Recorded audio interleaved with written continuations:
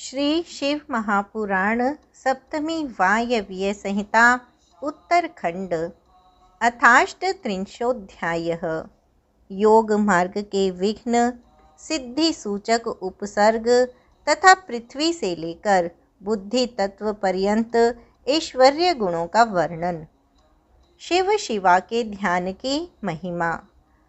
उपमन्यु कहते हैं, हे श्री कृष्ण, आलस्य, तीक्ष्ण व्याधियाँ, प्रमाद, स्थान संशय, अनवस्थित चित्तता, अश्रद्धा, भ्रांति दर्शन, दुख, दौर्मनस्य और विषय लोलुपता, ये 10 योग साधन में लगे हुए पुरुषों के लिए योग मार्ग के विघ्न कहे गए हैं।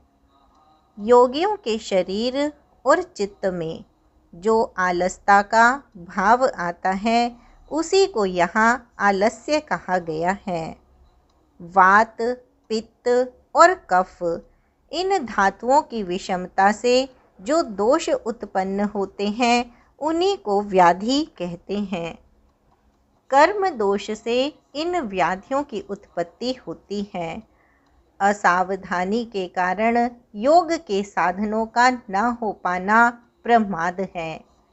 यह है या नहीं है, इस प्रकार उभय कोटि से आक्रांत हुए ज्ञान का नाम स्थान संशय है।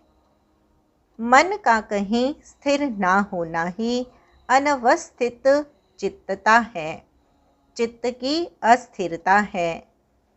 योग मार्ग में भाव रहित, अनुराग शून्य जो मन की वृत्ति है, उसी को अश्रद्धा कहा गया है। विपरीत भावना से युक्त बुद्धि को भ्रांति कहते हैं। दुख कहते हैं कष्ट को।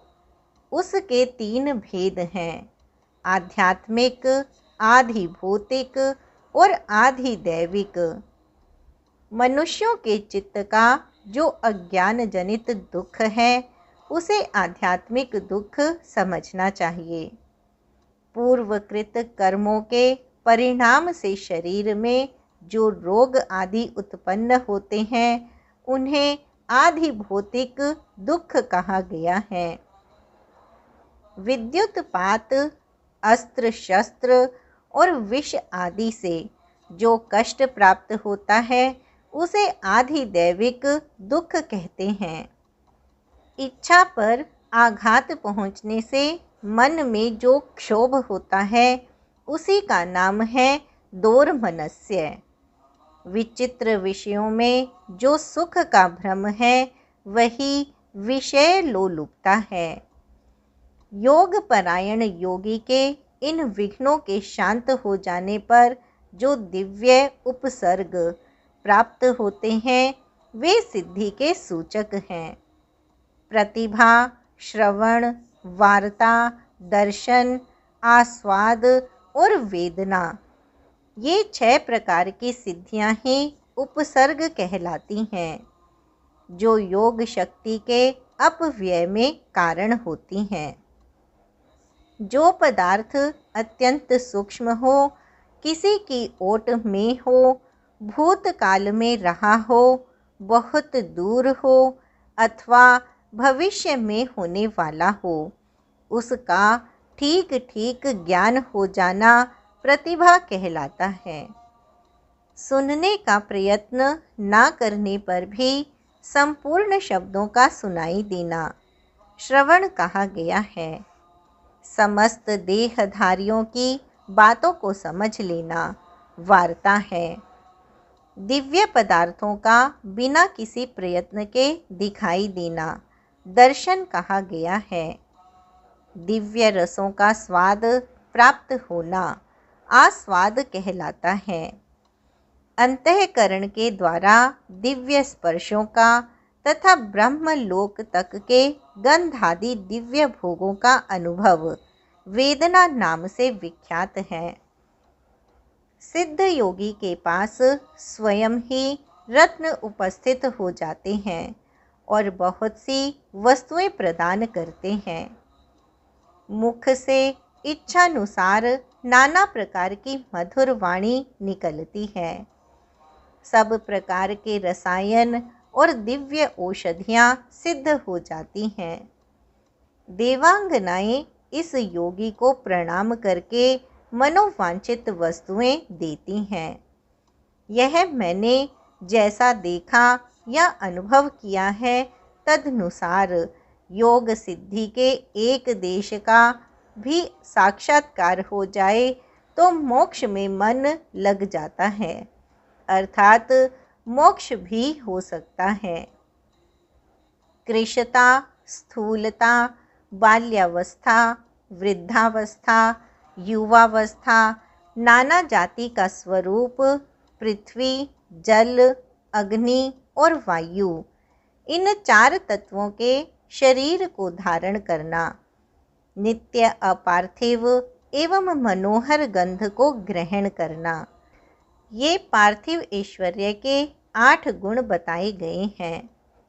जल में निवास करना, पृथ्वी पर ही जल का निकल आना, इच्छा करते ही बिना किसी आतुरता के स्वयं समुद्र को भी पी जाने में समर्थ होना, इस संसार में जहाँ चाहे वहीं जल का दर्शन होना, घड़ा आदि के बिना हाथ में ही जल राशि को धारण करना, जिस विरस वस्तु को भी खाने की इच्छा हो उसका तत्काल सरस हो जाना, जल, तेज और वायु, इन 3 तत्वों के शरीर को धारण करना और देह का फोड़े, फुंसी और घाव आदि से रहित होना। पार्थिव ऐश्वर्य के 8 गुणों को मिलाकर ये 16 जलीय ऐश्वर्य के अद्भुत गुण हैं। शरीर से अग्नि को प्रकट करना, अग्नि के ताप से जलने का भय दूर हो जाना, यदि इच्छा हो तो बिना किसी प्रयत्न के इस जगत को जलाकर भस्म कर देने की शक्ति का होना, पानी के ऊपर अग्नि को स्थापित कर देना, हाथ में आग धारण करना, सृष्टि को जलाकर फिर उसे ज्यों का त्यों कर देने की क्षमता का होना, मुख में ही अन्न आदि को पचा लेना तथा तेज और वायु 2 ही तत्वों से शरीर को रच लेना। ये 8 गुण जलीय ऐश्वर्य के उपर्युक्त 16 गुणों के साथ 24 होते हैं। ये 24 तेजस ऐश्वर्य के गुण कहे गए हैं। मन के समान वेगशाली होना, प्राणियों के भीतर क्षण भर में प्रवेश कर जाना, बिना प्रयत्न के ही पर्वत आदि के महान भार को उठा लेना, भारी हो जाना, हल्का होना, हाथ में वायु को पकड़ लेना, अंगुली के अग्रभाग की चोट से भूमि को भी कंपित कर देना, एकमात्र वायु तत्व से ही शरीर का निर्माण कर लेना। ये 8 गुण तेजस ऐश्वर्य के 24 गुणों के साथ 32 हो जाते हैं। विद्वानों ने वायु संबंधी ऐश्वर्य के ये ही 32 गुण स्वीकार किए हैं। शरीर की छाया का ना होना, इंद्रियों का दिखाई न देना, आकाश में इच्छानुसार विचरण करना, इंद्रियों के संपूर्ण विषयों का समन्वय होना, आकाश को लांघना, अपने शरीर में उसका निवेश करना, आकाश को पिंड की भांति ठोस बना देना और निराकार होना। ये 8 गुण अग्नि के 32 गुणों से मिलकर 40 होते हैं। ये 40 ही वायु संबंधी ऐश्वर्य के गुण हैं। यही संपूर्ण इंद्रियों का ऐश्वर्य है। इसी को इंद्र एवं आंबर ऐश्वर्य भी कहते हैं। इच्छानुसार सभी वस्तुओं की उपलब्धि, जहाँ चाहे वहाँ निकल जाना, सबको अभिभूत कर लेना, संपूर्ण गुह्य अर्थ का दर्शन होना, कर्म के अनुरूप निर्माण करना, सबको वश में कर लेना, सदा प्रिय वस्तु का ही दर्शन होना और एक ही स्थान से संपूर्ण संसार का दिखाई देना। ये 8 गुण पूर्वोक्त इंद्रिय संबंधी ऐश्वर्य गुणों से मिलकर 48 होते हैं। चांद्रमस ऐश्वर्य इन 48 गुणों से युक्त कहा गया है। यह पहले के ऐश्वर्यों से अधिक गुण वाला है। इसे मानस ऐश्वर्य भी कहते हैं। छेदना, पीटना, बांधना, खोलना, संसार के वश में रहने वाले समस्त प्राणियों को ग्रहण करना, सबको प्रसन्न रखना, पाना, मृत्यु को जीतना तथा काल पर विजय पाना, ये सब अहंकार संबंधी ऐश्वर्य के अंतर्गत हैं। आहंकारिक ऐश्वर्य को ही प्राजापत्य भी कहते हैं। चांद्रमस ऐश्वर्य के गुणों के साथ इसके 8 गुण मिलकर 56 होते हैं। महान आभिमानिक ऐश्वर्य के ये ही 56 गुण हैं। संकल्प मात्र से सृष्टि रचना करना, पालन करना, संहार करना, सबके ऊपर अपना अधिकार स्थापित करना, प्राणियों के चित्त को प्रेरित करना, सबसे अनुपम होना, इस जगत से पृथक नए संसार की रचना कर लेना तथा शुभ को अशुभ और अशुभ को शुभ कर देना, यह बोध ऐश्वर्य है। प्राजापत्य ऐश्वर्य के गुणों को मिलाकर इसके 64 गुण होते हैं। इस बोध ऐश्वर्य को ही ब्राह्म ऐश्वर्य भी कहते हैं। इससे उत्कृष्ट है गौण ऐश्वर्य, जिसे प्राकृत भी कहते हैं। उसी का नाम वैष्णव ऐश्वर्य है। तीनों लोकों का पालन उसी के अंतर्गत है। उस संपूर्ण वैष्णव पद को ना तो ब्रह्मा कह सकते हैं और न दूसरे ही उसका पूर्णतया वर्णन कर सकते हैं। उसी को पौरुष पद भी कहते हैं। गौण और पौरुष पद से उत्कृष्ट गणपति पद है। उसी को ईश्वर पद भी कहते हैं। उसी पद का किंचित ज्ञान श्री विष्णु को है। दूसरे लोग उसे नहीं जान सकते। ये सारी विज्ञान सिद्धियां औपसर्गिक हैं। इन्हें परम वैराग्य द्वारा प्रयत्न पूर्वक रोकना चाहिए। इन अशुद्ध प्रातिभासिक गुणों में जिसका चित्त आसक्त है, उसे संपूर्ण कामनाओं को पूर्ण करने वाला निर्भय परम ऐश्वर्य नहीं सिद्ध होता।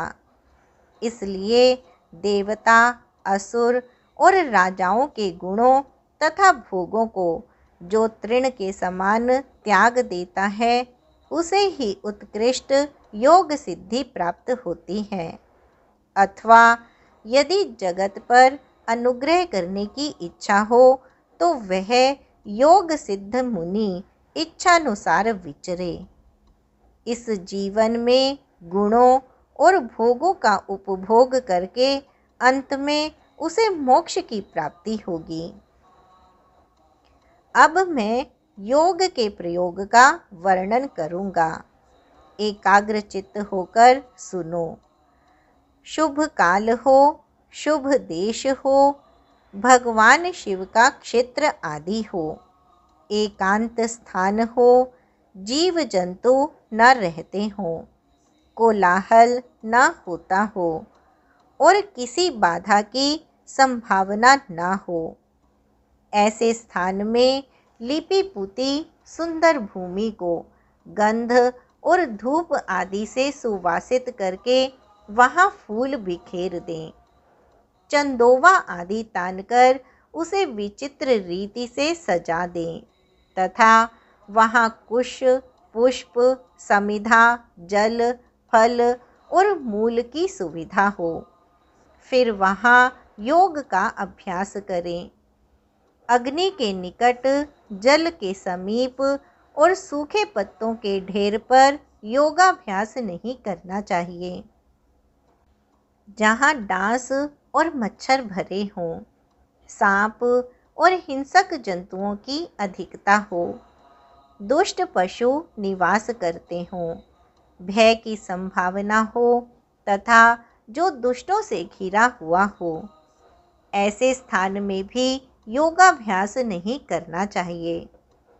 शमशान में, चैत्य वृक्ष के नीचे, बाम्बी के निकट, जीर्ण शीर्ण घर में, चौराहे पर, नदी नद और समुद्र के तट पर, गली या सड़क के बीच में, उजड़े हुए उद्यान में, गोष्ठ आदि में अनिष्टकारी और निंदित स्थान में भी योगाभ्यास ना करें। जब शरीर में अजीर्ण का कष्ट हो, खट्टी डकार आती हो, विष्ठा और मूत्र से शरीर दूषित हो, सर्दी हुई हो या अतिसार रोग का प्रकोप हो, अधिक भोजन कर लिया गया हो या अधिक परिश्रम के कारण थकावट हुई हो, जब मनुष्य अत्यंत चिंता से व्याकुल हो, अधिक भूख प्यास सता रही हो तथा जब वह अपने गुरुजनों के कार्य आदि में लगा हुआ हो, उस अवस्था में भी उसे योगाभ्यास नहीं करना चाहिए। जिसके आहार विहार उचित एवं परिमित हो, जो कर्मों में यथा योग्य समुचित चेष्टा करता हो तथा जो उचित समय से सोता और जागता हो एवं सर्वथा आयास रहित हो, उसी को योगाभ्यास में तत्पर होना चाहिए। आसन मुलायम, सुंदर, विस्तृत, सब ओर से बराबर और पवित्र होना चाहिए। पद्मासन और स्वस्तिकासन आदि जो योगिक आसन हैं, उन पर भी अभ्यास करना चाहिए।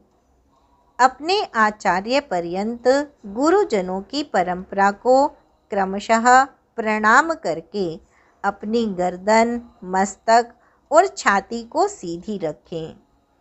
ओठ और नेत्र अधिक सटे हुए ना हो, सिर कुछ कुछ ऊंचा हो, दांतों से दांतों का स्पर्श ना करें।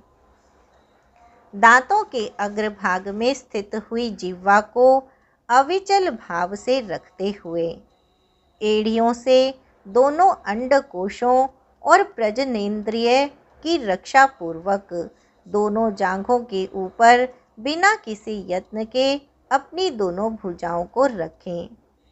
फिर दाहिने हाथ के पृष्ठ भाग को बाएं हाथ की हथेली पर रखकर धीरे से पीठ को ऊंची करें और छाती को आगे की ओर से सुस्थिर रखते हुए नासिका के अग्रभाग पर दृष्टि जमाएं। अन्य दिशाओं की ओर दृष्टिपात ना करें। प्राण का संचार रोककर पाषाण के समान निश्चल हो जाएं।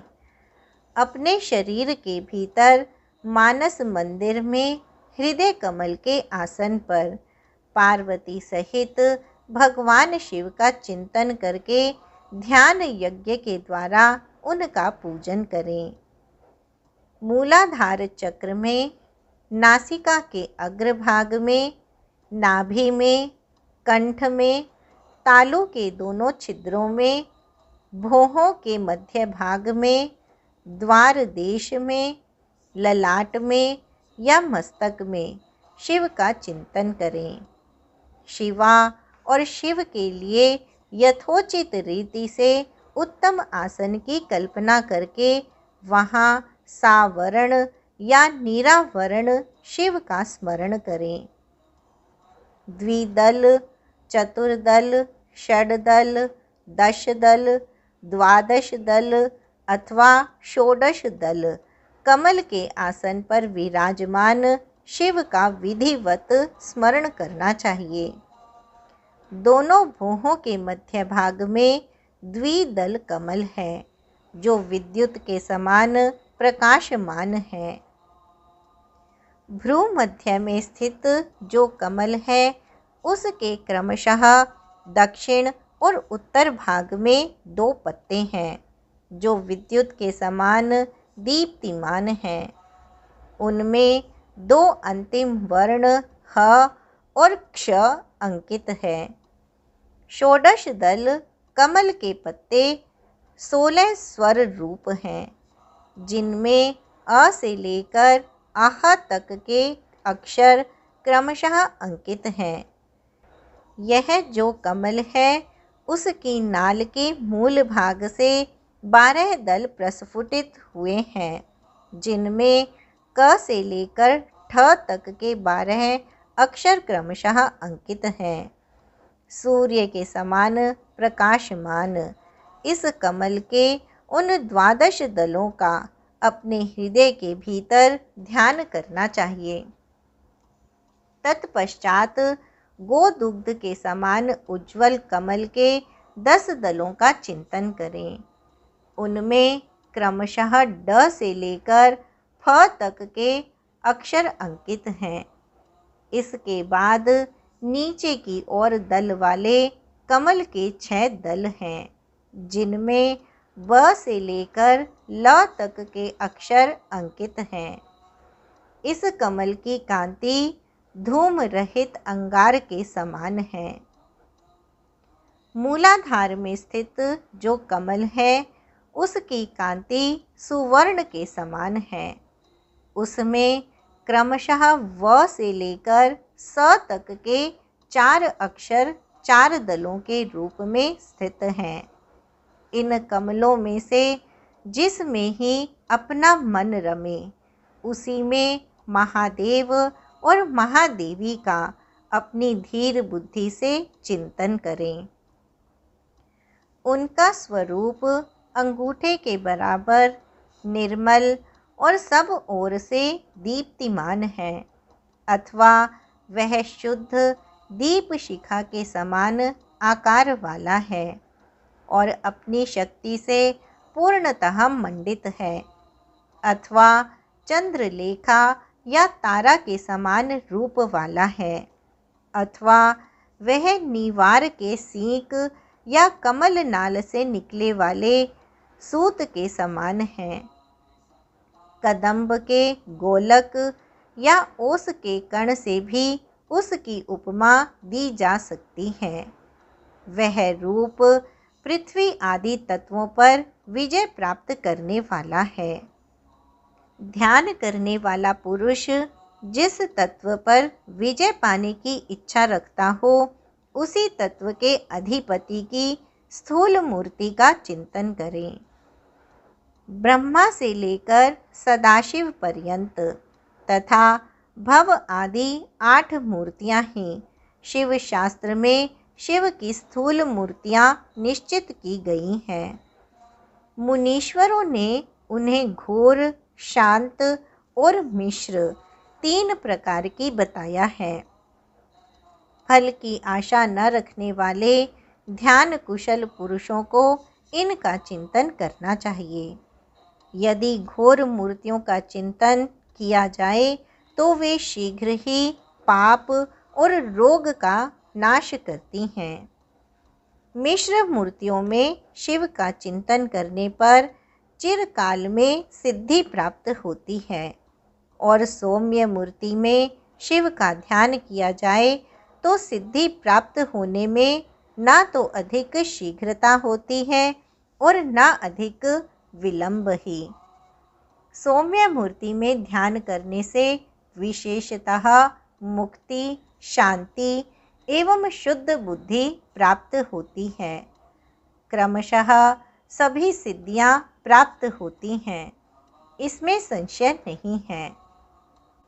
इति श्री शिव महापुराणे सप्तम्यां वायव्य संहितायाम् उत्तरखंडे योगगतौ विघ्नोत्पत्ति वर्णनम नामाष्टत्रिंशोऽध्यायः। इस प्रकार श्री शिव महापुराण के अंतर्गत 7वीं वायव्य संहिता के उत्तरखंड में योग गति में विघ्नोत्पत्ति वर्णन नामक 38वां अध्याय पूर्ण हुआ।